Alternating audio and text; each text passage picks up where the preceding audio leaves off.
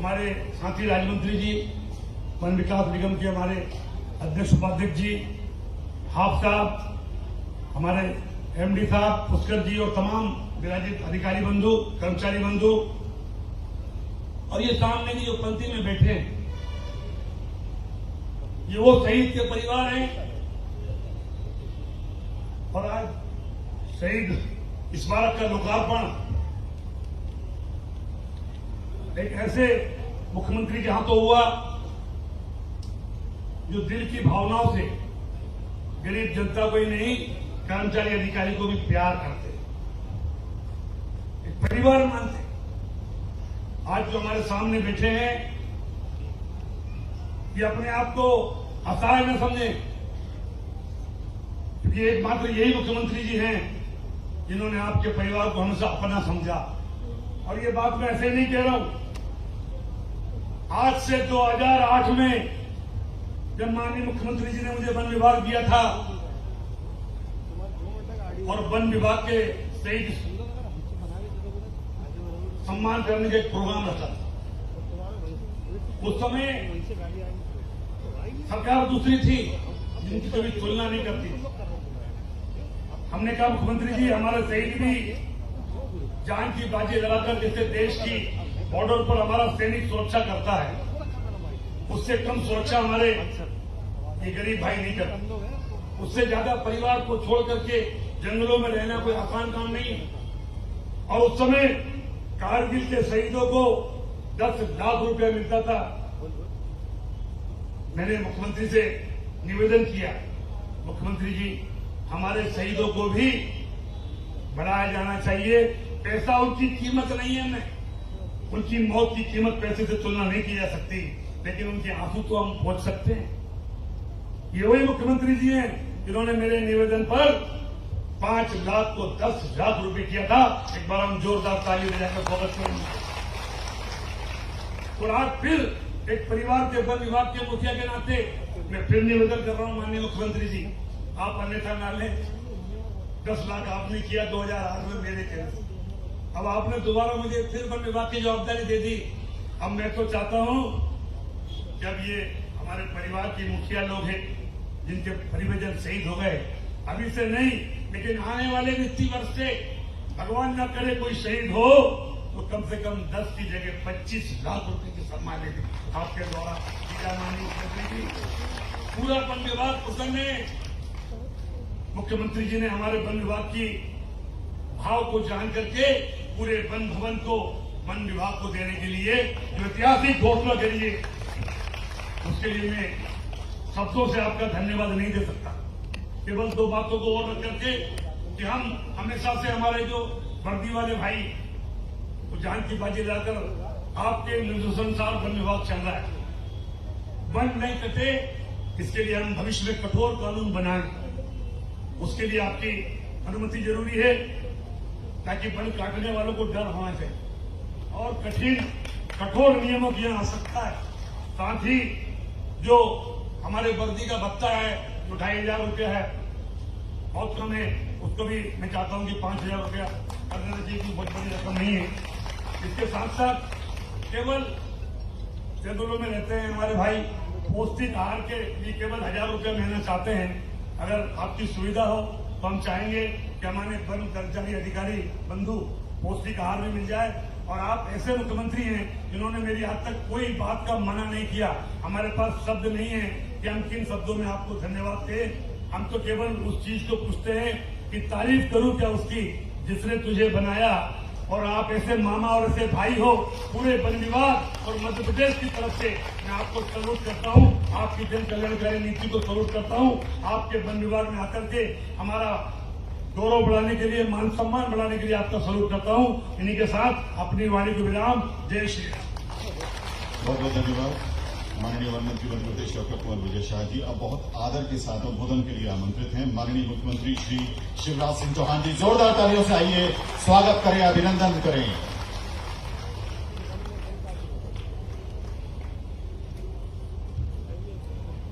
आज राष्ट्रीय वन शहीद दिवस है। सबसे पहले मैं वन बचाने वाले अपने शहीदों के चरणों में प्रणाम करता हूं।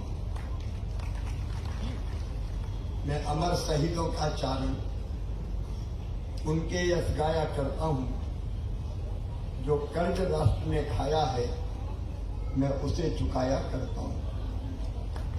राष्ट्र ऋणी है उनका कि जिन्होंने अपनी जान की बाजी लगाकर वनों की सुरक्षा का काम किया है और उन्हीं की स्मृति में आज वन शहीद स्मारक बनाया गया है। ये स्मारक हमें सदैव उन शहीदों की स्मृति दिलाता रहेगा और हर साल मध्य प्रदेश में राष्ट्रीय वन शहीद दिवस हम उद्देश्यपूर्ण ढंग से मनाए, ऐसा प्रयास किया जाएगा। इस अवसर पर हमारे बीच उपस्थित हमारे वन मंत्री कर्मठ नेता डॉक्टर कुंवर विजय शाह जी, हमारे नवनियुक्त राज्य मंत्री भाई श्री राहुल सिंह लोधी जी, भाई सत्येंद्र भूषण जी, मध्य प्रदेश वन विकास निगम के उपाध्यक्ष आर.के. गुप्ता जी, अभय पाटिल जी, पुष्कर सिंह जी, के.एस. चौहान जी, असीम जी, अतुल जी, सभी हमारे अधिकारी और वन कर्मचारी बहनों और भाइयों, मैं क्षमा चाहता हूं, मुझे थोड़ा विलंब हो गया क्योंकि पूरा प्रदेश पिछले कुछ दिनों परेशान था। बारिश हो नहीं रही थी, अकाल की स्थिति बन गई थी, किसानों की फसलें सूख रही थी, चेहरे मुरझा रहे थे और एक बड़ा संकट प्रदेश के द्वारे आन खड़ा था। बिजली की मांग और पूर्ति में इतना अंतर बढ़ गया था कि एक साथ बिजली की व्यवस्था करना संभव नहीं थी। तब एक सप्ताह पहले, आज सोमवार के दिन ही, मैं महाकाल महाराज के मंदिर में उनकी शरण में गया था और मैंने कहा था, प्रभु कृपा और आशीर्वाद की वर्षा कर दो ताकि मध्य प्रदेश अकाल और सूखे से बच जाए, हम फसलें भी बचा पाए। मैं महाकाल महाराज को फिर प्रणाम करता हूं। अगर हृदय से कोई प्रार्थना की जाती है तो वह जरूर सुनी जाती है। पर एक सप्ताह से बारिश लगातार मध्य प्रदेश के हर छोर पर हो रही है, फसलें संभल गई है, हम सूखे से बच गए हैं। इसलिए मुझे लगा कि जब संकट था तब गए थे, तो संकट टल गया तब भी जाना चाहिए।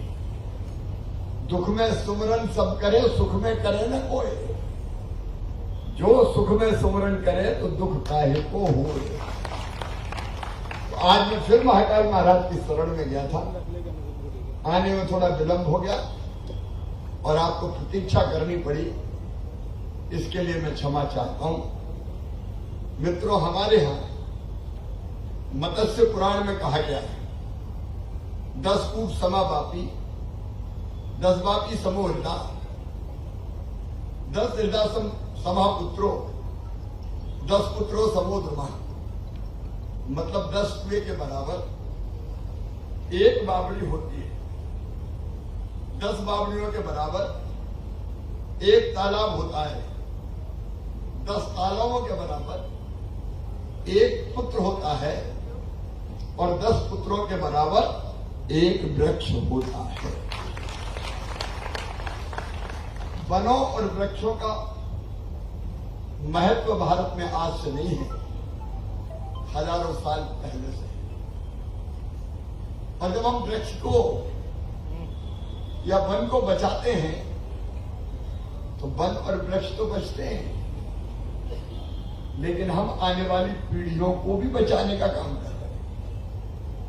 वन विभाग को ये बताने की जरूरत नहीं है कि वृक्षों का कितना महत्व है।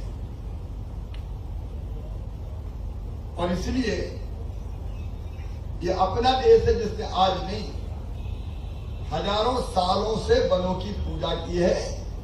भगवान श्री कृष्ण ने कहा, इंद्र को छोड़ दो ब्रजवालों, गोवर्धन की पूजा करो। गोवर्धन की पूजा वन की पूजा थी, प्रकृति की पूजा थी। और ये हमारा ही देश है। तुलसी मैया आज भी अधिकांश घरों में जगह अगर होती तो आंगन में तुलसी विराजती है। आंवले के वृक्ष की हम पूजा करते हैं, पीपल, बरगद, नारियल, ये सब पवित्र माने जाते हैं। इसका भाव क्या है?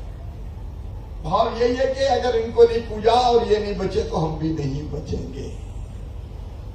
ग्लोबल वार्मिंग, क्लाइमेट चेंज के खतरे आज ये सिद्ध करते हैं कि दुनिया को भारत के बताए रास्ते पर आना पड़ेगा। इसलिए वन महत्वपूर्ण है। इसलिए मैं केवल भाषण नहीं दे रहा। चंदनपुरा में हमने नगर वन बनाया है। मैं भी जहां पेड़ लगा रहा हूं, लगभग एक नगर वन वहां भी बन के तैयार है। मैं भी रोज पेड़ लगाता हूं। पेड़ बचेंगे, वन बचेंगे तो हम बचेंगे।